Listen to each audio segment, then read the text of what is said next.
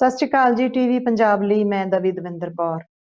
ਡੇਰਾ ਸੱਚਾ ਸੌਦਾ ਸਿਰਸਾ ਦੇ ਮੁਖੀ ਗੁਰਮੀਤ ਰਾਮ ਰਹੀਮ ਨੂੰ ਇੱਕ ਹੋਰ ਕੇਸ ਵਿੱਚ ਉਮਰ ਕੈਦ ਦੀ ਸਜ਼ਾ ਸੁਣਾਈ ਗਈ ਹੈ ਹਾਲ ਹੀ ਵਿੱਚ ਅਦਾਲਤ ਵੱਲੋਂ।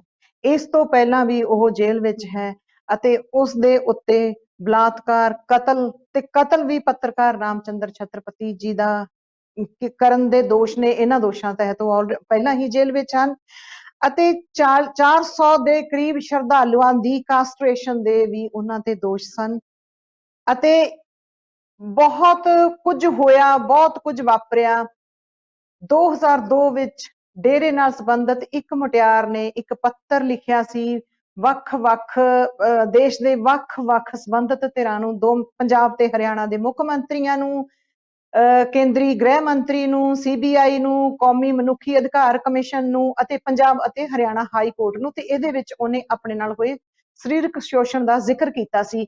ਇਹ ਚਿੱਠੀ ਸਿਰਸਾ ਤੋਂ ਇੱਕ ਛਪਦੇ ਰਾਮਚੰਦਰ ਛਤਰਪਤੀ ਹੋਰਾਂ ਦੇ ਅਖਬਾਰ ਪੂਰਾ ਸੱਚ ਵਿੱਚ ਵੀ ਛਪੀ ਸੀ ਤੇ ਇਸ ਸੱਚ ਲਈ ਉਹਦੀ ਕੀਮਤ ਉਹਨਾਂ ਨੂੰ ਜਾਨ ਦੇ ਕੇ ਤਾਰਨੀ ਪਈ ਸੀ। ਰਾਮ ਰਹੀਮ ਕਰਕੇ ਬਹੁਤ ਸਾਰੇ ਲੋਕਾਂ ਨੂੰ, ਬਹੁਤ ਸਾਰੇ ਪੀੜਤਾਂ ਦੇ ਜ਼ਖਮ, ਜਦੋਂ ਵੀ ਉਹਦਾ ਜ਼ਿਕਰ ਛਿੜਦਾ ਹੈ ਤਾਂ ਬਹੁਤ ਸਾਰੇ ਲੋਕਾਂ ਦੇ ਜ਼ਖਮ ਹਰੇ ਹੁੰਦੇ ਹਨ ਅਤੇ ਬਹੁਤ ਸਾਰਿਆਂ ਨੂੰ ਰਾਹਤ ਵੀ ਮਿਲਦੀ ਹੈ, ਭਾਵੇਂ ਸਾਰੇ ਕੁਝ ਤੋਂ, ਪਰ ਜ਼ਖਮ ਉਵੇਂ ਜਿਵੇਂ ਹਰੇ ਹੋ ਜਾਂਦੇ ਹਨ, ਪਿਛਲੇ ਦੁੱਖ ਚੇਤੇ ਆ ਜਾਂਦੇ ਹਨ। ਇਹਨਾਂ ਵਿੱਚੋਂ ਹੀ ਜਿਨ੍ਹਾਂ ਨੂੰ ਸਭ ਤੋਂ ਵੱਧ ਸੰਘਰਸ਼ ਕਰਨਾ ਪਿਆ ਇਸ ਮਾਮਲੇ ਵਿੱਚ ਉਹ ਹਨ ਰਾਮਚੰਦਰ ਛਤਰਪਤੀ ਦੇ ਪੁੱਤਰ ਅੰਸ਼ੁਲ ਛਤਰਪਤੀ। ਆਪਾਂ ਅੱਜ ਉਹਨਾਂ ਨਾਲ ਗੱਲਬਾਤ ਕਰਦੇ ਹਾਂ। ਅੰਸ਼ੁਲ ਛਤਰਪਤੀ ਜੀ, ਟੀਵੀ ਪੰਜਾਬ ਤੇ ਤੁਹਾਡਾ ਸਵਾਗਤ ਹੈ ਜੀ। ਸਤਿ ਸ਼੍ਰੀ ਅਕਾਲ। ਸਤਿ ਸ੍ਰੀ ਅਕਾਲ ਜੀ। ਤੁਹਾਡੇ ਸਾਰੇ ਸਰੋਤਿਆਂ ਨੂੰ ਵੀ ਸਤਿ ਸ੍ਰੀ ਅਕਾਲ ਬੁਲਾਉਣਾ ਮੈਂ, ਤੇ ਤੁਹਾਡਾ ਬਹੁਤ ਬਹੁਤ ਧੰਨਵਾਦ।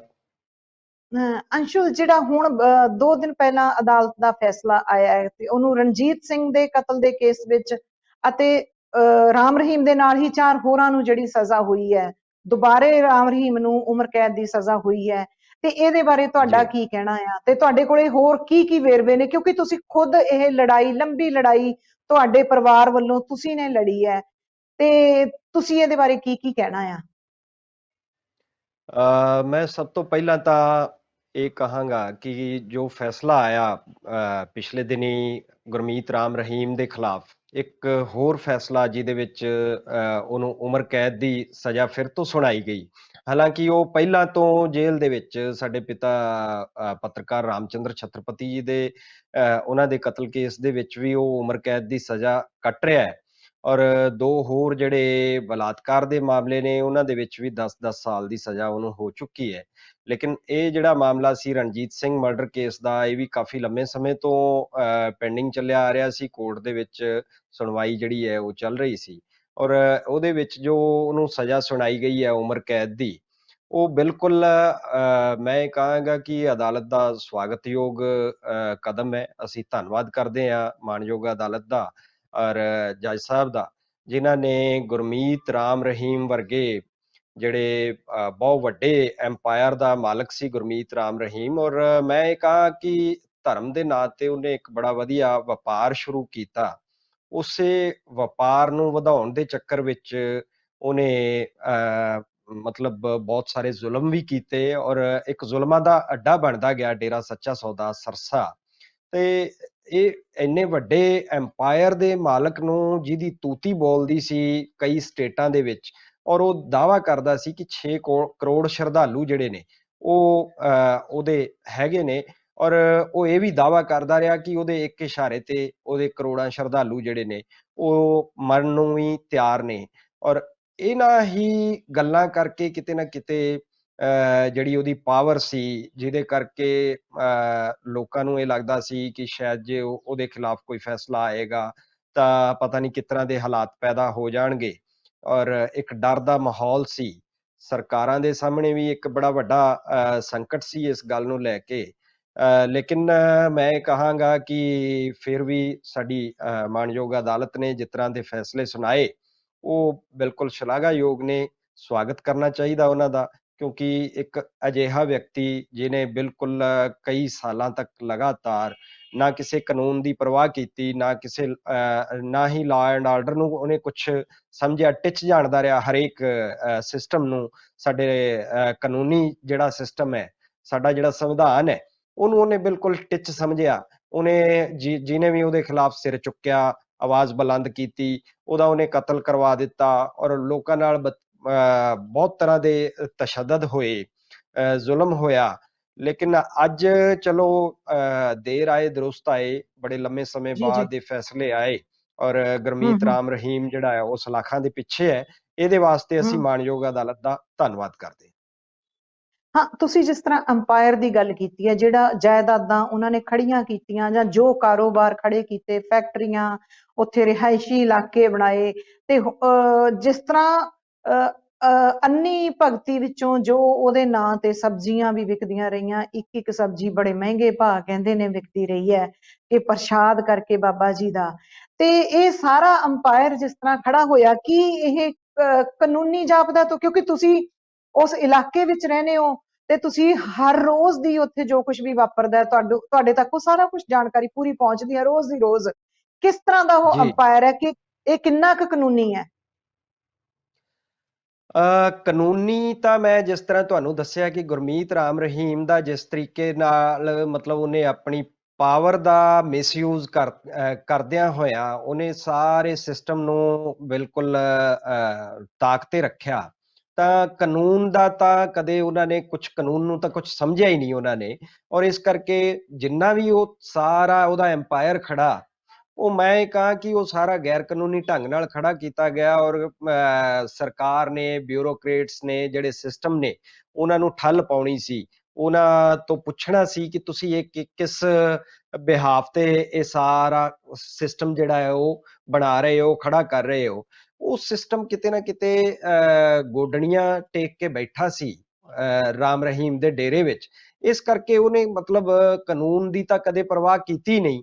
ਤੇ ਮੈਂ ਇਹ ਕਹਾਂ ਕਿ ਉਹਦੇ ਡੇਰੇ ਦੇ ਅੰਦਰ ਭਾਵੇਂ ਜਿਹੜਾ ਐम्पायर ਜਿਸ ਦੀ ਅਸੀਂ ਗੱਲ ਕਰ ਰਹੇ ਹਾਂ, ਉਹ ਐम्पायर ਦੇ ਵਿੱਚ ਮਤਲਬ ਹਜ਼ਾਰਾਂ ਕਿੱਲਿਆਂ ਦੇ ਵਿੱਚ ਫੈਲਿਆ ਆ ਉਹ ਡੇਰਾ, ਔਰ ਸਿਰਫ ਸਰਸੇ ਦੇ ਵਿੱਚ ਨਹੀਂ, ਹਰਿਆਣਾ, ਪੰਜਾਬ ਤੇ ਰਾਜਸਥਾਨ, ਯੂਪੀ, ਹੋਰ ਕਈ ਅਦਰ ਸਟੇਟਾਂ ਦੇ ਵਿੱਚ ਹਜ਼ਾਰਾਂ ਹਜ਼ਾਰਾਂ ਕਿੱਲਿਆਂ ਦੇ ਜਿਹੜੇ ਡੇਰੇ ਹੈ ਉਹ ਉਹਨੇ ਖੜੇ ਕੀਤੇ। ਹਾਲਾਂਕਿ ਉਹ ਗੱਲ ਅਲੱਗ ਹੈ ਕਿ ਸਰਸੇ ਦੇ ਵਿੱਚ ਉਹਦਾ ਹੈੱਡਕੁਆਰਟਰ ਸੀ, ਮੁੱਖ ਜਿਹੜਾ ਉਹਦਾ ਗੜ੍ਹ ਸੀ ਉਹ ਸਰਸੇ ਦੇ ਵਿੱਚ ਸੀ, ਔਰ ਸਰਸੇ ਵੀ ਹਜ਼ਾਰਾਂ ਕਿੱਲਿਆਂ ਦਾ ਡੇਰਾ ਉਹਨੇ ਜਿਹੜਾ ਬਣਾਇਆ, ਉਹਦੇ ਅੰਦਰ ਉਹਨੇ ਕੋਸ਼ਿਸ਼ ਕੀਤੀ ਕਿ ਹਰੇਕ ਤਰ੍ਹਾਂ ਦਾ ਜਿਹੜਾ ਤਾਮ ਝਾਮ ਹੈ, ਭਾਵੇਂ ਉਹਨੇ ਐਜੂਕੇਸ਼ਨਲ ਇੰਸਟੀਚਿਊਟ ਬਣਾਏ, ਸਕੂਲ ਜਿਹੜੇ ਨੇ ਜਾਂ ਕਾਲਜ ਨੇ, ਸਟੇਡੀਅਮ ਬਣਾਇਆ ਜਿਹਨੂੰ ਉਹ ਕਹਿੰਦਾ ਹੈ ਕਿ ਮੇਰਾ ਵਰਲਡ ਕਲਾਸ ਸਟੇਡੀਅਮ ਹੈ, ਵਰਲਡ ਲੈਵਲ ਦਾ ਸਟੇਡੀਅਮ ਹੈ, ਹਰ ਤਰ੍ਹਾਂ ਦੀਆਂ ਸੁਵਿਧਾਵਾਂ ਉਹਦੇ ਵਿੱਚ ਨੇ।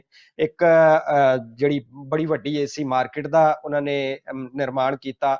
ਉਦੋਂ ਬਾਅਦ ਉਹਦੇ ਅੰਦਰ ਉਹਨਾਂ ਨੇ ਰਿਹਾਇਸ਼ੀ ਕਲੋਨੀਆਂ ਬਣਾਈਆਂ ਔਰ ਕਈ ਹੂੰ ਸਾਰੀਆਂ ਇੰਡਸਟਰੀਜ਼, ਫੈਕਟਰੀਜ਼ ਲਾਈਆਂ।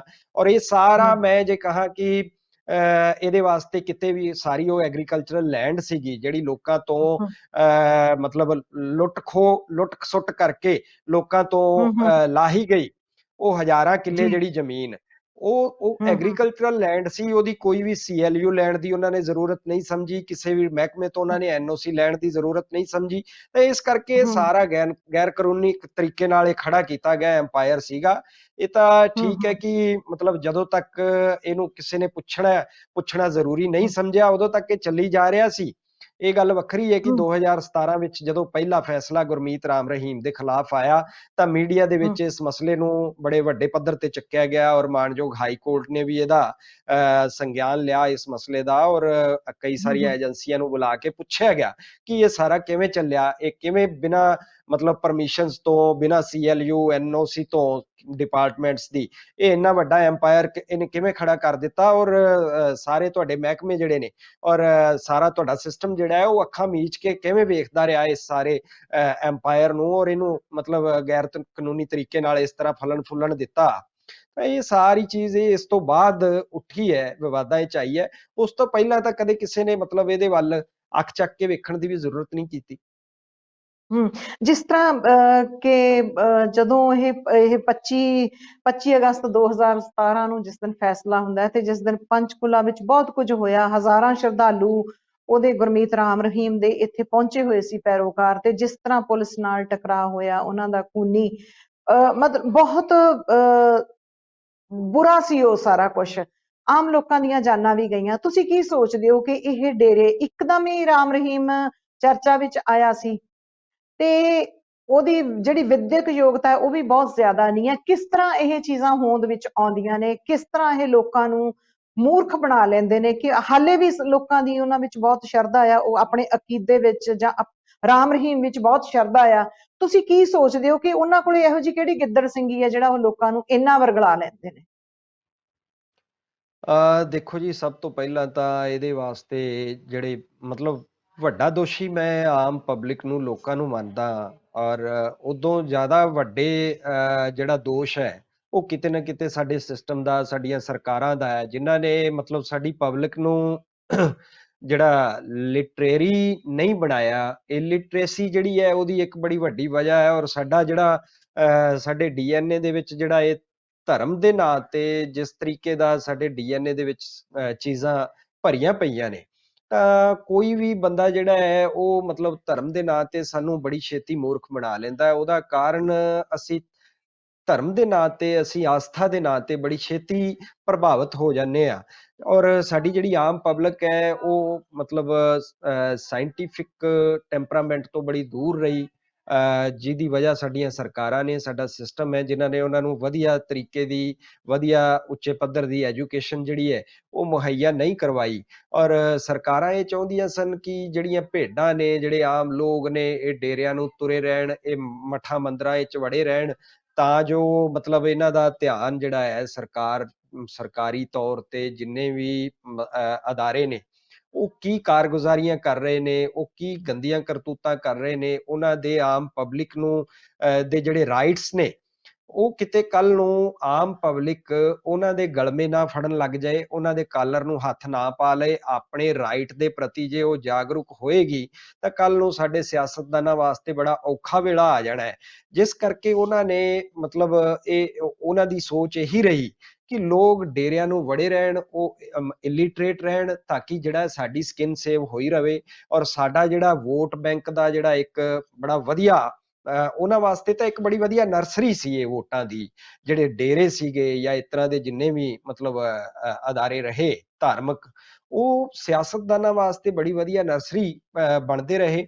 ਇਸ ਕਰਕੇ ਉਹਨਾਂ ਨੇ ਵੀ ਮਤਲਬ ਇਹਨਾਂ ਨੂੰ ਬੜੇ ਖੁੱਲੀ ਛੂਟ ਦਿੱਤੀ ਵਧਣ ਫੁੱਲਣ ਦੀ। ਔਰ ਇਹ ਇੱਕ ਬੜਾ ਵੱਡਾ ਰੀਜ਼ਨ ਰਿਹਾ। ਦੂਸਰਾ ਜਿਹੜਾ ਮੈਂ ਗੱਲ ਕਰ ਰਿਹਾ ਕਿ ਆਮ ਪਬਲਿਕ ਨੂੰ ਕਿਵੇਂ ਛੇਤੀ ਨਾਲ ਮਤਲਬ ਧਰਮ ਦੇ, ਆਸਥਾ ਦੇ ਨਾਂ ਤੇ ਵਰਗਲਾਇਆ ਜਾਂਦਾ ਹੈ, ਭਰਮਾਇਆ ਜਾਂਦਾ ਹੈ, ਇਹ ਅਸੀਂ ਸਾਡੇ ਸਾਹਮਣੇ ਹੈ। ਸਾਡੇ ਦੇਸ਼ ਦੇ ਵਿੱਚ ਕਿੰਨੇ ਹੀ ਇਹੋ ਜਿਹੇ ਅਦਾਰੇ ਨੇ, ਇਕੱਲਾ ਰਾਮ ਰਹੀਮ ਨਹੀਂ ਹੈਗਾ, ਹੋਰ ਵੀ ਬਥੇਰੇ ਮਠਾਧੀਸ਼ ਇਹੋ ਜਿਹੇ ਨੇ ਜਿਨ੍ਹਾਂ ਨੇ ਧਰਮ ਦੇ ਨਾਂ ਤੇ ਇਹੋ ਜਿਹੀਆਂ ਦੁਕਾਨਾਂ ਚਲਾ ਰੱਖੀਆਂ ਨੇ। ਔਰ ਬੜਾ ਵਧੀਆ ਵਪਾਰ ਉਹਨਾਂ ਦਾ ਚੱਲ ਰਿਹਾ ਹੈ। ਜਦੋਂ ਤੱਕ ਉਹ ਮਤਲਬ ਕਿਸੇ ਅਜਿਹੀ ਕੋਈ ਉਹਨਾਂ ਦੇ ਖਿਲਾਫ ਕੋਈ ਆਵਾਜ਼ ਨਹੀਂ ਉੱਠਦੀ, ਉਦੋਂ ਤੱਕ ਉਹ ਵਧੀਆ ਆਪਣਾ ਖੁੱਲੇ ਆਮ ਉਹ ਆਪਦਾ ਚਲਾ ਰਹੇ ਨੇ ਵਪਾਰ। ਔਰ ਰਾਮ ਰਹੀਮ ਦਾ ਵੀ ਲਗਾਤਾਰ ਚੱਲ ਰਿਹਾ ਸੀ। ਇਹ ਕੋਈ ਮਤਲਬ ਐ ਨਹੀਂ ਕਿ ਉਹ ਕੋਈ ਉਹਦੇ ਕੋਲ ਗਿੱਦੜ ਸਿੰਘੀ ਸੀ ਔਰ ਅਚਾਨਕ ਲੋਕ ਜਿਹੜੇ ਉਹਦੇ ਪਿੱਛੇ ਲੱਗ ਗਏ ਔਰ ਇੱਕਦਮ ਉਹਦਾ ਇੰਨਾ ਵੱਡਾ ਐਮਪਾਇਰ ਖੜਾ ਹੋ ਗਿਆ। ਇਹ ਸੰਨ 1990 ਦੇ ਵਿੱਚ ਰਾਮ ਰਹੀਮ ਜਿਹੜਾ ਹੈ ਉਹ ਗੱਦੀ ਦੇ ਉੱਪਰ ਬੈਠਿਆ ਆ ਕੇ, ਡੇਰਾ ਸੱਚਾ ਸੌਦਾ। ਔਰ ਉਸ ਵਕਤ ਕਰੀਬ 23 ਕੁ ਸਾਲ ਦੀ ਉਮਰ ਸੀ। ਇੱਕ ਜਵਾਨ ਉਮਰ ਦੇ ਵਿੱਚ ਗੱਦੀ ਤੇ ਆ ਕੇ ਬੈਠਣ ਤੋਂ ਬਾਅਦ ਉਹਨੇ ਉੱਥੇ ਕੀ ਕਾਲੀਆਂ ਕਰਤੂਤਾਂ ਕੀਤੀਆਂ। ਤਾਂ ਕਿਉਂਕਿ ਤੁਸੀਂ ਆਖਿਆ ਵੀ ਤੁਸੀਂ ਸਰਸੇ 'ਚ ਬੈਠੇ ਹੋ, ਤਾਂ ਮੈਂ ਤੁਹਾਨੂੰ ਇਹ ਦੱਸ ਦੇਣਾ ਚਾਹੁੰਦਾ ਕਿ ਅਸੀਂ ਸਰਸੇ 'ਚ ਹੋ ਕੇ, ਠੀਕ ਹੈ, ਦੂਰ ਦੇ ਲੋਕਾਂ ਵਾਸਤੇ ਥੋੜਾ ਜਿਹਾ ਇਹਨੂੰ ਇੱਕ ਧਾਰਮਿਕ ਰੂਪ ਦਿੱਤਾ ਗਿਆ। ਦੂਰ ਦੇ ਲੋਕਾਂ ਵਾਸਤੇ ਇਹ ਬੜੀ ਧਾਰਮਿਕ ਜਗ੍ਹਾ ਸੀ। ਲੇਕਿਨ ਅਸੀਂ ਇੱਥੇ ਮਤਲਬ ਸਾਡੇ ਕੋਲ ਇਸ ਤਰ੍ਹਾਂ ਦੀ ਆਮ ਹੀ ਸੁਗਬਗਾਹਟ ਹੈਗੀ ਸੀ ਸਰਸੇ ਦੇ ਵਿੱਚ ਕਿ ਡੇਰੇ ਦੇ ਅੰਦਰ ਇਸ ਤਰ੍ਹਾਂ ਦੀਆਂ ਕਾਰਗੁਜ਼ਾਰੀਆਂ ਹੋ ਰਹੀਆਂ ਨੇ, ਜਿਹੜਾ ਕੋਈ ਖਿਲਾਫ ਬੋਲਦਾ ਉਹਨੂੰ ਮਾਰ ਦਿੱਤਾ ਜਾਂਦਾ ਹੈ, ਜਾਂ ਉਹਨੂੰ ਮਤਲਬ ਲੋਕਾਂ ਦਾ ਜਿਵੇਂ ਜਿਸਮਾਨੀ ਸ਼ੋਸ਼ਣ ਵੀ ਹੋਇਆ ਉੱਥੇ ਕੁੜੀਆਂ ਦਾ।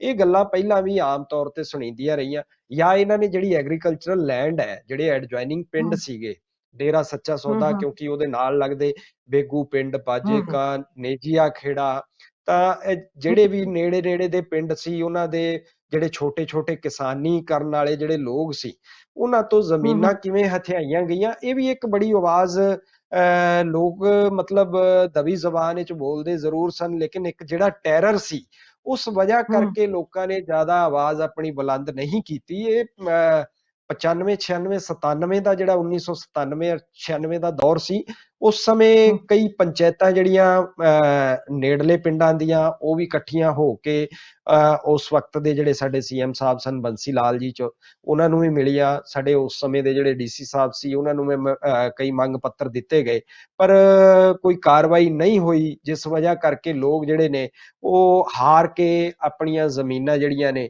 ਉਹ ਮਤਲਬ ਬਿਲਕੁਲ ਭੰਨੇ ਭਾਵਾਂ ਵਿੱਚ ਇਹਨਾਂ ਨੂੰ ਦੇ ਕੇ ਚਲੇ ਗਏ ਔਰ ਇੱਥੋਂ ਪਲਾਇਨ ਕਰ ਗਏ, ਕਿਉਂਕਿ ਉਹਨਾਂ ਲੋਕਾਂ ਨੂੰ ਟਾਰਚਰ ਕੀਤਾ ਜਾਂਦਾ ਸੀ। ਜਿਹੜੇ ਨੇੜੇ ਨੇੜੇ ਵਾਲੇ ਕਿਸਾਨ ਸੀ, ਜ਼ਮੀਂਦਾਰ ਸੀ, ਉਹਨਾਂ ਦੀਆਂ ਮੋਟਰਾਂ ਮਤਲਬ ਸਾੜ ਦਿੱਤੀਆਂ ਜਾਂਦੀਆਂ ਸੀ, ਉਹਨਾਂ ਦੀਆਂ ਫਸਲਾਂ ਤਬਾਹ ਕਰ ਦਿੱਤੀਆਂ ਜਾਂਦੀਆਂ ਸੀ। ਇਸ ਤਰ੍ਹਾਂ ਦੇ ਬੜੇ ਉਦਾਹਰਣ ਸੀਗੇ ਸਾਡੇ ਸਾਹਮਣੇ, ਔਰ ਇਸੇ ਤਰੀਕੇ ਨਾਲ ਇਹਨਾਂ ਨੇ ਹਜ਼ਾਰਾਂ ਏਕੜ ਦਾ ਜਿਹੜਾ ਇਹ ਐਮਪਾਇਰ ਹੈ, ਹਜ਼ਾਰਾਂ ਕਿੱਲਿਆਂ ਦਾ ਇਹ ਬਣਾਇਆ, ਇਹ ਖੜਾ ਕੀਤਾ ਲੋਕਾਂ ਤੋਂ ਇਸ ਤਰ੍ਹਾਂ ਜ਼ਮੀਨਾਂ ਹਥਿਆ ਕੇ। ਔਰ ਹੋਰ ਵੀ ਬੜੀਆਂ ਕਾਰਗੁਜ਼ਾਰੀਆਂ ਇਸ ਤਰੀਕੇ ਨਾਲ ਗੈਰ ਕਾਨੂੰਨੀ ਸੀਗੀਆਂ ਇਹਨਾਂ ਦੀਆਂ, ਜਿਹੜੀਆਂ ਸਾਡੇ ਕੰਨਾਂ ਤੱਕ ਪਹੁੰਚਦੀਆਂ ਰਹੀਆਂ। ਲੇਕਿਨ ਇਹ ਮਾਮਲਾ ਉਸ ਤੋਂ ਬਾਅਦ ਜ਼ਿਆਦਾ ਤੂਲ ਪਕੜਿਆ 2002 ਦੇ ਵਿੱਚ, ਔਰ ਮਤਲਬ ਜਿਹੜਾ ਤੁਸੀਂ ਕਹਿ ਰਹੇ ਹੋ ਕਿ ਇੱਕਦਮ ਐਡਾ ਵੱਡਾ ਐਮਪਾਇਰ, ਇੱਕਦਮ ਨਹੀਂ, ਇਹ ਬੜਾ ਹੌਲੀ ਹੌਲੀ ਜਿਹੜਾ ਇਹਨਾਂ ਨੇ ਲੋਕਾਂ ਨਾਲ ਲੁੱਟਾਂ ਖੋਹਾਂ ਕਰਕੇ ਇਸ ਤਰੀਕੇ ਦਾ ਇਹ ਐਮਪਾਇਰ ਖੜਾ ਕੀਤਾ। ਔਰ ਉਸ ਤੋਂ ਬਾਅਦ ਜਿਹੜਾ ਇਹ ਜ਼ਿਆਦਾ ਵਪਾਰੀਕਰਨ ਡੇਰੇ ਦਾ, ਇਹ ਮੈਨੂੰ ਲੱਗਦਾ ਕਿ ਜ਼ਿਆਦਾ ਇਹ ਸਨ 2000 ਤੋਂ ਬਾਅਦ ਸ਼ੁਰੂ ਹੋਇਆ। ਇਹਦੇ ਵਿੱਚ ਜੇ ਇੰਡਸਟਰੀਜ਼, ਫੈਕਟਰੀਜ਼ ਔਰ ਮਾਰਕੀਟ ਔਰ ਇਸ ਤਰ੍ਹਾਂ ਦਾ ਜਿਹੜਾ ਸ਼ੁਰੂਆਤ ਹੋਈ, ਉਹ ਸਨ 2000 ਤੋਂ ਬਾਅਦ ਦੀ ਸਾਰੀ ਡਿਵੈਲਪਮੈਂਟ ਹੈਗੀ ਹੈ। ਇਹ ਪਿਛਲੇ 20 ਸਾਲਾਂ ਦੇ ਵਿੱਚ ਲਗਾਤਾਰ ਇਹ ਵੱਧਦਾ ਗਿਆ। ਔਰ ਜਿਹੜਾ ਸਾਡਾ ਐਡਮਿਨਿਸਟ੍ਰੇਸ਼ਨ ਸੀ, ਜਿਹਨੇ ਉਹਨਾਂ ਨੂੰ ਪੁੱਛਣਾ ਸੀ ਕਿ ਇਹ ਮਤਲਬ ਐਗਰੀਕਲਚਰਲ ਲੈਂਡ ਤੇ ਤੁਸੀਂ without change of land use ਦੇ ਤੁਸੀਂ ਇੱਥੇ ਰਿਹਾਇਸ਼ੀ ਕਲੋਨੀਆਂ ਕਿਵੇਂ ਬਣਾ ਰਹੇ ਹੋ, ਉਹ ਪੁੱਛਣ ਦੀ ਬਜਾਏ ਉਹ ਇਹਨਾਂ ਦੀਆਂ ਕਾਲਾ ਬਾਜ਼ਾਰੀਆਂ ਦੇ ਵਿੱਚ ਸ਼ਾਮਲ ਹੋ ਗਏ। ਸਾਡੀਆਂ ਸਰਕਾਰਾਂ ਨੇ ਮਤਲਬ ਕਿਸ ਤਰੀਕੇ ਨਾਲ ਡੇਰਾ ਸੱਚਾ ਸੌਦਾ ਨੂੰ ਇੱਕ ਪੰਚਾਇਤ, ਇੱਕ ਪਿੰਡ ਦਾ ਉਹ ਦੇ ਦਿੱਤਾ ਉਹਨਾਂ ਨੂੰ। ਮਤਲਬ ਹਾਲਾਂਕਿ ਡੇਰੇ ਦੀ ਜ਼ਮੀਨ ਜਿਹੜੀ ਹੈ ਉਹ ਕਈ ਸਾਰੇ ਪਿੰਡਾਂ ਦੀ ਸੀਗੀ, ਉਹ ਕੋਈ ਅਲੱਗ ਪਿੰਡ ਨਹੀਂ ਸੀ, ਲੇਕਿਨ ਉਹਨੂੰ ਚੁੱਪ ਕੀਤੇ ਸਰਕਾਰੀ ਰਿਕਾਰਡ ਦੇ ਵਿੱਚ ਸ਼ਾਹ ਸਤਨਾਮਪੁਰਾ ਸਾਬਤ ਕਰ ਦਿੱਤਾ ਗਿਆ ਕਿ ਇਹ ਇੱਕ ਅਲੱਗ ਪਿੰਡ ਹੈ। ਔਰ ਪਿੰਡ ਦੀ ਹੱਦਬੰਦੀ ਦੇ ਵਿੱਚ ਜਿੰਨਾ ਵੀ ਕੋਈ ਮਤਲਬ ਜਿਹੜੀ ਇੱਕ ਕਾਨੂੰਨੀ ਨੁਕਤੇ ਦੀ ਜੇ ਮੈਂ ਗੱਲ ਕਰਾਂ ਕਿ ਪਿੰਡਾਂ ਦੀਆਂ ਹੱਦਬੰਦੀਆਂ ਜਿਨ੍ਹਾਂ ਨੂੰ ਅਸੀਂ ਮਤਲਬ ਲਾਲ ਡੋਰੇ ਦੀ ਜ਼ਮੀਨ ਕਹਿ ਦਿੰਦੇ ਆ, ਉਹ ਲਾਲ ਡੋਰੇ ਵਾਲੀਆਂ ਜ਼ਮੀਨਾਂ ਜਿਹੜੀਆਂ ਨੇ ਉਹਨਾਂ ਵਾਸਤੇ, ਕਿਉਂਕਿ CLU ਔਰ NOC ਦੀਆਂ ਬਹੁਤ ਸਾਰੀਆਂ ਜ਼ਿਆਦਾ ਜਿਹੜੀਆਂ ਜ਼ਰੂਰਤਾਂ ਨਹੀਂ ਮਹਿਸੂਸ ਹੁੰਦੀਆਂ ਇਸ ਤਰ੍ਹਾਂ ਦੀਆਂ ਕੋਈ ਵੀ ਰਿਹਾਇਸ਼ੀ ਜਿਹੜਾ ਤੁਸੀਂ ਉੱਥੇ ਬਣਾ ਰਹੇ ਹੋ ਜਾਂ ਇੰਡਸਟਰੀ ਲਾ ਰਹੇ ਹੋ। ਮੈਨੂੰ ਲੱਗਦਾ ਹੈ ਕਿ ਇਸ ਕਰਕੇ ਇਹਨਾਂ ਨੇ ਚੁੱਪ ਕੀਤੇ ਚੋਰੀ ਜਿਹੜਾ ਸਰਕਾਰੀ ਰਿਕਾਰਡ ਦੇ ਵਿੱਚ ਇੱਕ ਪੰਚਾਇਤ ਜਿਹੜੀ ਹੈ ਉਹ ਬਣਾ ਦਿੱਤੀ ਡੇਰਾ ਸੱਚਾ ਸੌਦਾ ਦੇ ਨਾਮ ਤੇ ਅਲੱਗ ਤੋਂ, ਔਰ ਤਾਂ ਕਿ ਇਹਨੂੰ ਮਤਲਬ ਜਿੰਨਾ ਵੀ ਇਹਨਾਂ ਨੇ ਘਾਲ ਮੇਲ ਕੀਤਾ ਹੈ ਚੋਰੀਆਂ, ਇਸ ਸਾਰੇ ਨੂੰ ਇੱਕ ਕਾਨੂੰਨੀ ਰੂਪ ਦਿੱਤਾ ਜਾ ਸਕੇ ਔਰ ਕੱਲ ਨੂੰ ਇਹਦੇ ਤੇ ਕੋਈ ਵੀ ਸਵਾਲ ਜਿਹੜਾ ਹੈ ਉਹ ਖੜਾ ਨਾ ਹੋਵੇ। ਤੇ ਇਹ ਸਾਰਾ ਮਤਲਬ ਅੰਦਰ ਖਾਤੇ ਸਰਕਾਰ ਨਾਲ, ਪ੍ਰਸ਼ਾਸਨ ਨਾਲ ਮਿਲੀ ਭਗਤ ਕਰਕੇ, ਗੱਠਜੋੜ ਕਰਕੇ ਚੱਲ ਰਿਹਾ ਸੀ। ਔਰ ਜਿਨ੍ਹਾਂ ਨੇ ਲੋਕਾਂ ਨੇ ਉਹਨਾਂ ਨੂੰ ਜਾ ਕੇ ਪੁੱਛਣਾ ਸੀ, ਉਹ ਸਾਰੇ ਇਹਦੇ ਵਿੱਚ ਸ਼ਰੀਕ ਸਨ, ਇਸ ਚੋਰ ਬਾਜ਼ਾਰੀ ਦੇ ਵਿੱਚ। ਇਹ ਇੱਕ ਵੱਡਾ ਕਾਰਨ ਹੈ। ਖੈਰ ਉਹ ਇਹ ਹਾਲੇ ਵੀ ਜਾਣੀ ਆਪਾਂ ਆਖਾਂਗੇ ਬੇਸ਼ੱਕ ਗੁਰਮੀਤ ਰਾਮ ਰਹੀਮ ਅੰਦਰ ਹੈ, ਪਰ ਹਾਲੇ ਵੀ ਜਿਹੜਾ ਡੇਰੇ ਦਾ ਜਿਹੜਾ ਸੁਹਿਰਦਤਾ ਆ ਉਹ ਕਿਤੇ ਉਹਦੇ ਕੰਮਾਂ ਵਿੱਚ ਹੈ ਨਹੀਂ, ਤੇ ਲੋਕਾਂ ਦਾ ਜੋ ਲੁੱਟਿਆ ਹੋਇਆ ਮਾਲ ਹੈ, ਜਾਇਦਾਦਾਂ ਹਨ, ਉਹ ਉਵੇਂ ਜਿਵੇਂ ਹਾਲੇ ਉਸ ਡੇਰੇ ਦੀ ਜਾਇਦਾਦ ਨੇ। ਜਾਣੀ ਕਿ ਇਹਦੇ ਤੇ ਹਾਲੇ ਹੋਰ ਬਹੁਤ ਸਾਰਾ ਕੰਮ ਕਰਨ ਦੀ, ਜਾਂਚ ਪੜਤਾਲਾਂ ਦੀ ਲੋੜ ਹੈ। ਤੇ ਜਿਹੜੀ ਆਪਾਂ ਗੱਲ ਕੀਤੀ ਹੈ ਕਿ ਸਿਆਸੀ ਲੋਕ, ਸਿਆਸੀ ਧਿਰਾਂ ਵੀ ਉਹਦੇ ਨਾਲ ਮਿਲੀ ਭੁਗਤ ਵਿੱਚ ਸ਼ਾਮਲ ਰਹੀਆਂ, ਮਿਲੀ ਭੁਗਤ ਸੀ ਬਿਊਰੋਕ੍ਰੇਸੀ ਦੀ ਵੀ, ਪ੍ਰਸ਼ਾਸਨ ਦੀ ਤੇ ਸਿਆਸੀ ਧਿਰਾਂ ਦੀ। ਤੇ ਇਹਦਾ ਮਤਲਬ ਆਪਾਂ ਇਹ ਮੰਨੀਏ ਕਿ ਇਹੀ ਸੱਚ ਹੋਇਆ ਕਿ ਜਿਹੜੀ ਸਿਆਸਤ ਦੀ ਪੁਸ਼ਤ ਪਨਾਹੀ ਹੈ, ਸਾਰੀਆਂ ਸਿਆਸੀ ਧਿਰਾਂ ਦੀ ਪੁਸ਼ਤ ਪਨਾਹੀ ਹੈ, ਕਿਉਂਕਿ ਹਰਿਆਣਾ ਦੇ ਮੁੱਖ ਮੰਤਰੀ ਵੀ ਉੱਥੇ ਜਾਂਦੇ ਸਨ, ਪੰਜਾਬ ਦੇ ਮੁੱਖ ਮੰਤਰੀ ਵੀ ਉੱਥੇ ਜਾਂਦੇ ਸਨ, ਤੇ ਦਿੱਲੀੋਂ ਵੀ ਸਿਆਸਤਦਾਨ ਡੇਰੇ ਦਾ ਆਸ਼ੀਰਵਾਦ ਲੈਣ ਆਉਂਦੇ ਸੀ ਕਿ ਵੋਟਾਂ ਦੀ ਵੱਡੀ ਗਿਣਤੀ ਉਹਨਾਂ ਕਰਕੇ ਇਹ ਸਾਰਾ ਕੁਝ ਮਤਲਬ ਕਿ ਵੋਟ ਤੰਤਰ ਹੋ ਗਿਆ, ਆਪਾਂ ਇਹੀ ਕਹਿ ਸਕਦੇ ਆ। ਬਿਲਕੁਲ ਇਹਦੇ 'ਚ ਕੋਈ ਸ਼ੱਕ ਦੀ ਗੱਲ ਨਹੀਂ, ਕਿਉਂਕਿ ਜਿੱਦਾਂ ਕਿ ਮੈਂ ਤੁਹਾਨੂੰ ਪਹਿਲਾਂ ਜ਼ਿਕਰ ਕੀਤਾ ਕਿ ਮਤਲਬ ਇੱਕ ਬੜੀ ਵਧੀਆ ਵੋਟਾਂ ਦੀ ਨਰਸਰੀ ਜਿਹੜੀ ਹੈ ਇਹੋ ਜਿਹੇ ਡੇਰੇਦਾਰ ਜਿਹੜੇ ਹੈ ਸਿਆਸਤਦਾਨਾਂ ਵਾਸਤੇ ਤਿਆਰ ਕਰਦੇ ਰਹੇ, ਜਿਹਦੇ ਕਰਕੇ ਸਾਰੇ ਸਿਆਸਤਦਾਨਾਂ ਵਾਸਤੇ ਮਤਲਬ ਇੱਕ ਤਰ੍ਹਾਂ ਮੈਂ ਇਹ ਕਹਾਂ ਕਿ ਉਹਨਾਂ ਨੂੰ ਤਾਂ ਇੱਕ ਬਣਿਆ ਬਣਾਇਆ ਇੱਕ ਵੋਟ ਲੋਕਤੰਤਰ ਜਿਹੜਾ ਉਹ ਮਿਲ ਰਿਹਾ ਸੀ। ਇੱਕ ਤੁਸੀਂ ਇਹ ਦੇਖੋ ਕਿ ਇੱਕ ਸੌਦਾ ਸਾਧ ਦੇ ਇੱਕ ਇਸ਼ਾਰੇ ਨਾਲ ਹਜ਼ਾਰਾਂ ਜਿਹੜੇ ਵੋਟ ਨੇ ਉਹ ਮਤਲਬ ਡਾਈਵਰਟ ਹੋ ਜਾਂਦੇ ਸੀ ਕਿਵੇਂ ਇੱਕ ਧਿਰ ਵੱਲ, ਇੱਕ ਸਿਆਸੀ ਧਿਰ ਵੱਲ, ਜਿਹਦੇ ਕਰਕੇ ਮਤਲਬ ਸਾਰੀਆਂ ਸਿਆਸੀ ਪਾਰਟੀਆਂ ਦਾ ਕਿਤੇ ਨਾ ਕਿਤੇ ਕੇਂਦਰ ਬਣਿਆ ਰਿਹਾ ਡੇਰਾ ਸੱਚਾ ਸੌਦਾ। ਔਰ ਪਿਛਲੇ ਕੁਝ ਸਮੇਂ ਤੋਂ ਕਿਉਂਕਿ ਇਹ ਕੇਸਿਸ ਜਿਹੜੇ ਨੇ ਇਹ ਸੀਬੀਆਈ ਅਦਾਲਤ ਤੇ ਚੱਲ ਰਹੇ ਸੀ, ਹੋਰ ਕਈ ਸਾਰੇ ਕੇਸਾਂ ਵਿੱਚ ਜਾਂਚ ਪੜਤਾਲ ਚੱਲ ਰਹੀ ਸੀ, ਜਿਹਦੇ ਕਰਕੇ ਡੇਰਾ ਸੱਚਾ ਸੌਦਾ ਤੇ ਉਹਦੇ ਮੁਖੀ ਨੂੰ ਆਪਣੀ ਸਕਿਨ ਸੇਵ ਕਰਨ ਲਈ ਅਜਿਹੇ ਸਿਆਸਤਦਾਨਾਂ ਦੀ, ਅਜਿਹੀਆਂ ਸਿਆਸੀ ਪਾਰਟੀਆਂ ਦੀ, ਬਿਊਰੋਕਰੇਟਸ ਦੀ ਬੜੀ ਜ਼ਰੂਰਤ ਮਹਿਸੂਸ ਹੋਈ ਤਾਂ ਕਿ ਉਹਦੀ ਸਕਿਨ ਸੇਵ ਹੋਈ ਰਹੇ। ਇਸ ਕਰਕੇ ਮਤਲਬ ਉਹ ਕਿਤੇ ਨਾ ਕਿਤੇ ਸਿਆਸਤ ਦਾ ਜਿਹੜਾ ਹੈ ਇੱਕ ਮੈਂ ਕਹਾਂ ਕਿ ਮੋਹਰਾ ਬਣ ਗਿਆ। ਔਰ ਪਿਛਲੇ ਕੁਝ ਸਮੇਂ ਤੋਂ ਅਸੀਂ ਵੇਖਦੇ ਰਹੇ ਹਾਂ ਲਗਾਤਾਰ ਕਿ ਕਿਵੇਂ ਕਿਸੇ ਨਾ ਕਿਸੇ ਇੱਕ ਪਾਰਟੀ ਦੇ ਪੱਖ ਵਿੱਚ ਜਮਾ ਖੁੱਲ ਕੇ ਫਤਵੇ ਜਾਰੀ ਹੁੰਦੇ ਰਹੇ ਡੇਰਾ ਸੱਚਾ ਸੌਦਾ ਤੋਂ, ਭਾਵੇਂ ਉਹ ਬੀਜੇਪੀ ਦੇ ਹੱਕ 'ਚ ਹੋਏ, ਭਾਵੇਂ ਕਾਂਗਰਸ ਦੇ ਹੱਕ 'ਚ ਹੋਏ, ਅਕਾਲੀਆਂ ਦੇ ਹੱਕ 'ਚ ਹੋਏ। ਇਹ ਲਗਾਤਾਰ ਵੇਖਣ ਨੂੰ ਮਿਲਦਾ ਰਿਹਾ ਕਿ ਡੇਰੇ ਤੋਂ ਜਿਹੜੇ ਖੁੱਲੇ ਤੌਰ ਤੇ ਵੋਟ ਪਾਉਣ ਲਈ ਫਤਵੇ ਜਾਰੀ ਹੋਏ ਇਲੈਕਸ਼ਨਾਂ ਦੇ ਦੌਰ ਦੇ ਵਿੱਚ। ਔਰ ਹਾਲਾਂਕਿ ਡੇਰੇ ਵੱਲੋਂ ਲਗਾਤਾਰ ਇਹ ਸਫਾਈ ਜ਼ਰੂਰ ਦਿੱਤੀ ਜਾਂਦੀ ਰਹੀ ਕਿ ਸਾਡੀ ਇੱਕ ਪੋਲੀਟੀਕਲ ਵਿੰਗ ਹੈ, ਇਹ ਸਭ ਉਹ ਤੈਅ ਕਰਦੀ ਹੈ। ਲੇਕਿਨ ਮੈਂ ਮਤਲਬ ਇੱਕ ਬੜਾ ਵੱਡਾ ਸਵਾਲ ਹੈ ਕਿ ਇੱਕ ਧਾਰਮਿਕ ਡੇਰਾ ਉਹਨੂੰ ਪੋਲੀਟੀਕਲ ਵਿੰਗ ਬਣਾਉਣ ਦੀ ਜ਼ਰੂਰਤ ਕਿਉਂ ਮਹਿਸੂਸ ਹੋਈ? ਉਹਨੂੰ ਪੋਲੀਟੀਕਲ ਲੋਕਾਂ ਨੂੰ ਇੱਥੇ ਮਤਲਬ ਫਤਵੇ ਜਾਰੀ ਕਰਨ ਦੀ ਉਹਨਾਂ ਦੇ ਹੱਕ ਦੇ ਵਿੱਚ ਜ਼ਰੂਰਤ ਕਿਉਂ ਮਹਿਸੂਸ ਹੋਈ? ਕਿਸੇ ਇੱਕ ਧਾਰਮਿਕ ਅਦਾਰੇ ਨੂੰ ਇਹਨਾਂ ਚੀਜ਼ਾਂ 'ਚ ਪੈਣ ਦੀ ਲੋੜ ਕਿਉਂ ਪਈ? ਤਾਂ ਇਹ ਇੱਕ ਬੜਾ ਵੱਡਾ ਸਵਾਲ ਹੈ। ਇਹ ਬਿਲਕੁਲ ਮਤਲਬ ਇਹ ਤਾਂ ਉਹਨਾਂ ਦਾ ਕਹਿਣਾ ਜਿਹੜਾ ਹੈ ਬੜਾ ਬੇਮਾਨੀ ਸੀ ਕਿ ਸਾਡੀ ਤਾਂ ਸਿਆਸਤ ਨਾਲ ਕੁਝ ਵੀ ਲੈਣਾ ਦੇਣਾ ਨਹੀਂ ਹੈ, ਅਸੀਂ ਸਾਰਿਆਂ ਦੇ ਸਾਰੇ ਜਿਹੜੇ ਵੀ ਇੱਥੇ ਆਉਂਦੇ ਨੇ ਉਹਨਾਂ ਨੂੰ ਆਸ਼ੀਰਵਾਦ ਦਿੰਦੇ ਆ। ਇਹ ਬਿਲਕੁਲ ਝੂਠ ਹੈ। ਡੇਰਾ ਜਿਹੜਾ ਹੈ ਉਹ ਸਿਆਸਤਦਾਨਾਂ ਦਾ ਕਿਤੇ ਨਾ ਕਿਤੇ ਮੋਹਰਾ ਬਣਿਆ ਹੋਇਆ ਸੀ। ਸੌਦਾ ਸਾਧ ਜਿਹੜਾ ਹੈ ਗੁਰਮੀਤ ਰਾਮ ਰਹੀਮ ਜਿਹੜਾ ਮੁਖੀਆ ਸੀ ਉਹਦਾ, ਉਹ ਆਪਣੀ ਚਮੜੀ ਬਚਾਉਣ ਲਈ ਇਹਨਾਂ ਕੇਸਿਸ ਤੋਂ ਜਿਹੜੀ ਵੀ ਕੋਈ ਪਾਰਟੀ ਜਿਹਦੇ ਵੱਲ ਲੋਕਾਂ ਦਾ ਰੁਝਾਨ ਹੁੰਦਾ ਸੀ, ਜਿਵੇਂ ਕਿ ਪਿਛਲੇ 2014 ਦੇ ਇਲੈਕਸ਼ਨ ਵਿੱਚ ਜਿਵੇਂ ਆਮ ਪਬਲਿਕ ਦੇ ਵਿੱਚ ਇੱਕ ਰੁਝਾਨ ਸੀ ਕਿ ਬੀਜੇਪੀ ਸਰਕਾਰ ਵੱਲ, ਬੀਜੇਪੀ ਵੱਲ ਰੁਝਾਨ ਹੋਣ ਕਰਕੇ ਡੇਰਾ ਸੱਚਾ ਸੌਦਾ ਨੇ ਵੀ ਬੜੀ ਛੇਤੀ ਪਲਟੀ ਮਾਰੀ ਔਰ ਬੀਜੇਪੀ ਦੇ ਫੇਵਰ 'ਚ ਆਪਣਾ ਫਤਵਾ ਜਾਰੀ ਕੀਤਾ। ਤੇ ਮਤਲਬ ਇਹ ਕਿਤੇ ਨਾ ਕਿਤੇ ਆਪਣੀ ਸਕਿਨ ਸੇਵ ਕਰਨ ਲਈ ਸਿਆਸਤਦਾਨਾਂ ਦੇ ਪੱਖ 'ਚ ਖੜਾਉਂਦਾ ਰਿਹਾ। ਔਰ ਸਿਆਸੀ ਪਾਰਟੀਆਂ ਜਿਹੜੀਆਂ ਨੇ ਉਹ ਲਗਾਤਾਰ ਇੱਥੇ ਆਪਣੇ ਮੱਥੇ ਟੇਕਦੀਆਂ ਰਹੀਆਂ, ਉਹਨਾਂ ਦੇ ਲੋਕ ਇੱਥੇ ਆਉਂਦੇ ਰਹੇ।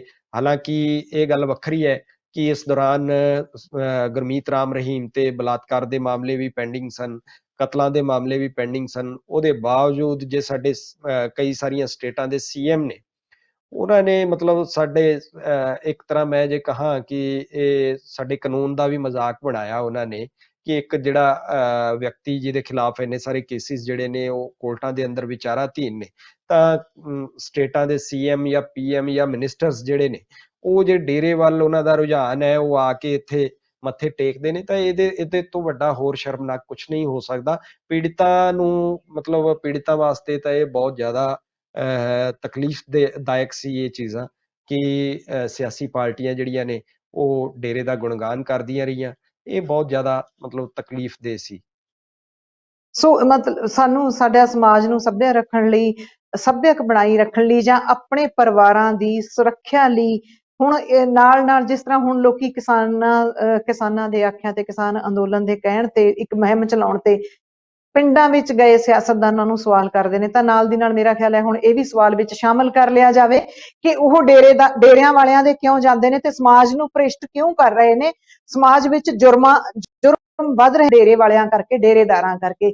ਹਾਂ, ਮੇਰਾ ਆਖਰੀ ਸਵਾਲ ਬਹੁਤ ਥੋੜਾ ਨਿੱਜੀ ਹੈ, ਉਹ ਜ਼ਰੂਰ ਥੋੜੇ ਜਿਹੇ ਸ਼ਬਦਾਂ ਵਿੱਚ ਸਾਨੂੰ ਦੱਸ ਦਿਓ ਕਿ ਤੁਹਾਡੇ ਪਰਿਵਾਰ ਨੂੰ, ਮਤਲਬ ਘਰ ਦਾ ਇੱਕ ਜੀ, ਤੁਹਾਡੇ ਪਰਿਵਾਰ ਦੇ ਮੁਖੀ ਰਾਮਚੰਦਰ ਛਤਰਪਤੀ ਹੋਰਾਂ ਨੂੰ ਜਾਨ ਗਵਾਉਣੀ ਪਈ ਇਸ ਡੇਰੇ ਦੇ ਗੁਨਾਹ ਨੰਗੇ ਕਰਦਿਆਂ, ਤੇ ਤੁਸੀਂ ਇਹ ਸੰਘਰਸ਼ ਪਰਿਵਾਰ ਵੱਲੋਂ ਲੜਿਆ, ਕਿੰਨੀਆਂ ਕੁ ਚੁਣੌਤੀਆਂ ਤੁਹਾਨੂੰ ਪੇਸ਼ ਆਈਆਂ ਸਨ ਤੇ ਹੁਣ ਤੁਹਾਡੇ ਤੋਂ ਹੋਰ ਆਲੇ ਦੁਆਲੇ ਦੇ ਲੋਕ ਵੀ ਬਹੁਤ ਸਾਰੀ ਤਵੱਕੋ ਰੱਖਣ ਲੱਗੇ ਹੋਣਗੇ, ਤੁਹਾਡੇ ਤੋਂ ਸੇਧ ਵੀ ਲੈਂਦੇ ਹੋਣਗੇ ਤੇ ਤੁਹਾਡੇ ਤੋਂ ਇਹ ਵੀ ਆਸ ਰੱਖਦੇ ਹੋਣਗੇ ਕਿ ਡੇਰੇ ਦੀਆਂ ਹੋਰ ਫਰਦਰ ਜਿਹੜੀਆਂ ਗਤੀਵਿਧੀਆਂ ਨੇ ਇਹ ਰੁਕਵਾਈਆਂ ਜਾਣ, ਜਾਂ ਹੋਰ ਨਹੀਂ ਤਾਂ ਘੱਟੋ ਘੱਟ ਇਹਨਾਂ ਦੀ ਉਹ ਜਾਇਦਾਦਾਂ ਜਿਹੜੀਆਂ ਲੋਕਾਂ ਦੀਆਂ ਧੱਕੇ ਨਾਲ ਖੋਈਆਂ ਨੇ ਉਹ ਤਾਂ ਜ਼ਬਤ ਹੋਣ।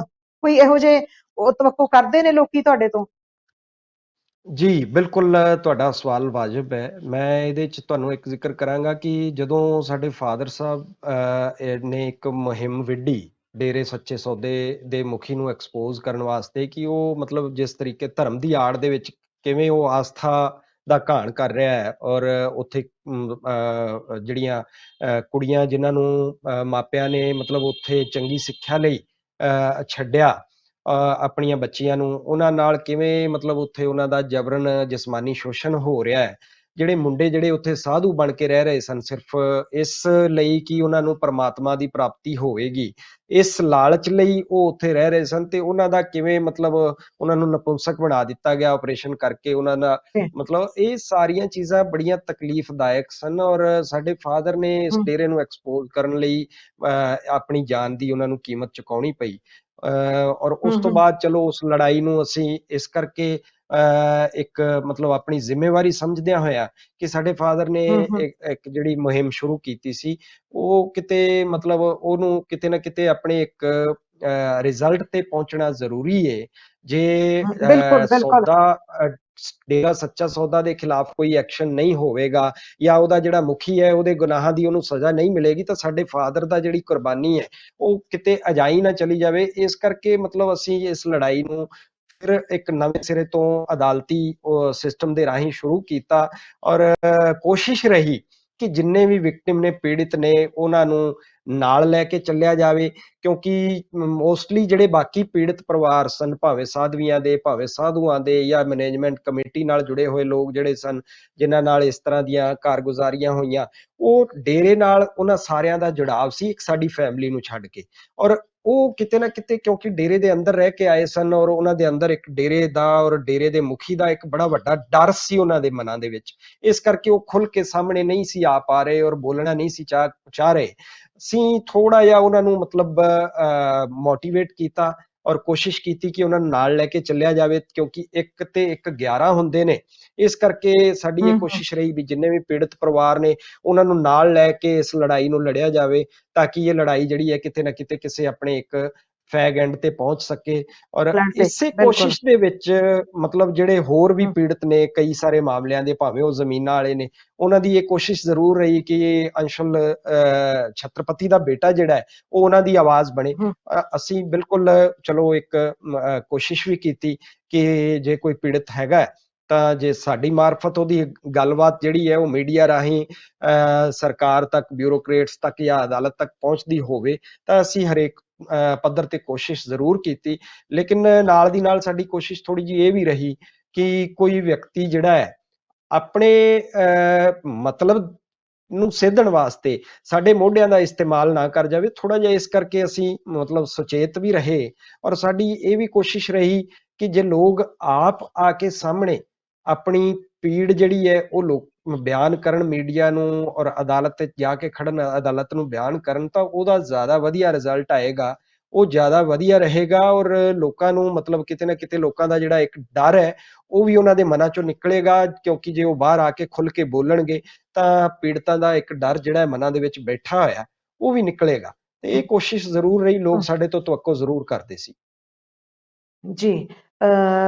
ਅੰਸ਼ੁਲ ਜੀ, ਤੁਸੀਂ ਸਾਨੂੰ ਸਮਾਂ ਦਿੱਤਾ, ਡੇਰੇ ਬਾਰੇ ਕਈ ਕੁਝ ਦੱਸਿਆ, ਕਿਉਂਕਿ ਤੁਹਾਡੇ ਪਰਿਵਾਰ ਨੇ ਇਹ ਖੁਦ ਭੁਗਤਿਆ ਤੇ ਖੁਦ ਤੁਸੀਂ ਸੰਘਰਸ਼ ਕੀਤਾ, ਤੇ ਉਹ ਵੀ ਉਸੇ ਸ਼ਹਿਰ ਵਿੱਚ ਰਹਿ ਕੇ, ਉਹ ਵੀ ਉੱਥੇ ਜਿੱਥੇ ਧਮਕੀਆਂ ਮਿਲਦੀਆਂ ਸਨ। ਤੇ ਜਿਸ ਤਰ੍ਹਾਂ ਤੁਸੀਂ ਡੇਰੇ ਦੀਆਂ ਜਾਇਦਾਦਾਂ ਬਾਰੇ ਦੱਸਿਆ, ਉਹ ਹਲੇ ਸਿਲਸਿਲਾ ਤੁਰਨਾ ਬਣਦਾ ਹੈ। ਤੇ ਜਿਹੜੇ ਲੋਕ ਹਲੇ ਵੀ ਬਹੁਤ ਸਾਰੇ ਲੋਕਾਂ ਦਾ ਸਾਹਮਣੇ ਆਉਣਾ ਬਾਕੀ ਹੈ, ਭਾਵੇਂ ਮੁਟਿਆਰਾਂ ਹੋਣ, ਭਾਵੇਂ ਉਹ ਨੌਜਵਾਨ ਹੋਣ, ਜਾਂ ਜਿਨ੍ਹਾਂ ਨੂੰ ਖੱਸੀ ਬਣਾ ਦਿੱਤਾ ਗਿਆ ਸੀ, ਪਤਾ ਨਹੀਂ ਉਹ ਕਿਹੜੀ ਜੀ ਉਮਰ ਦੇ ਜੀ। ਹੋਣਗੇ, ਜਿਨ੍ਹਾਂ ਦੀਆਂ ਜ਼ਮੀਨਾਂ ਜਾਇਦਾਦਾਂ ਖੋਈਆਂ ਗਈਆਂ, ਜਿਨ੍ਹਾਂ ਦੇ ਹੂੰ। ਘਰ-ਬਾਰ ਖੋਹੇ ਗਏ, ਤੇ ਜਿਹੜੇ ਪਿੰਡ ਖਤਮ ਕਰ ਦਿੱਤੇ ਗਏ। ਸੋ ਪਿੰਡਾਂ ਦੀ ਬਿਲਕੁਲ ਮੌਤ ਬਿਲਕੁਲ। ਦਾ ਕੀ, ਪਿੰਡਾਂ ਦੀ ਮੌਤ ਦਾ ਮਾਮਲਾ ਹਲੇ ਬਾਕੀ ਹੈ। ਲੋਕਾਂ ਦੀਆਂ ਅਦਾਲਤਾਂ ਵਿੱਚ ਇਹ ਚੱਲਣਾ ਬਣਦਾ ਹੈ ਤੇ ਲੋਕਾਂ ਨੂੰ, ਸਿਆਸਤਦਾਨਾਂ ਨੂੰ ਸਵਾਲ ਕਰਨੇ ਬਣਦੇ ਨੇ। ਤੇ ਅੰਸ਼ੁਲ ਜੀ, ਤੁਸੀਂ ਸਾਨੂੰ ਟੀਵੀ ਪੰਜਾਬ ਲਈ ਇੰਨਾ ਸਮਾਂ ਦਿੱਤਾ, ਤੁਹਾਡਾ ਬਹੁਤ ਸ਼ੁਕਰੀਆ, ਬਹੁਤ ਬਹੁਤ ਮਿਹਰਬਾਨੀ ਜੀ। ਜੀ, ਧੰਨਵਾਦ। ਤੁਸੀਂ ਟੀਵੀ ਪੰਜਾਬ ਦੇਖਦੇ ਰਹੋ। ਅਸੀਂ ਤੁਹਾਨੂੰ ਹਰ ਤਰ੍ਹਾਂ ਦੀਆਂ ਖਬਰਾਂ ਤੇ ਵਿਸ਼ਲੇਸ਼ਣਾਂ ਦੇ ਰੂਬਰੂ ਕਰਵਾਉਂਦੇ ਰਵਾਂਗੇ। ਸਾਡਾ ਚੈਨਲ ਸਬਸਕ੍ਰਾਈਬ ਕਰੋ, ਸਾਡੀਆਂ ਵੀਡੀਓਜ਼ ਸ਼ੇਅਰ ਕਰੋ। ਸ਼ੁਕਰੀਆ। ਸਤਿ ਸ਼੍ਰੀ ਅਕਾਲ ਜੀ, ਮੈਂ ਨਿਰਮਲ ਮਾਨ ਊੜਾ ਟੈਕਸ ਸੈਟਲਮੈਂਟ ਤੋਂ।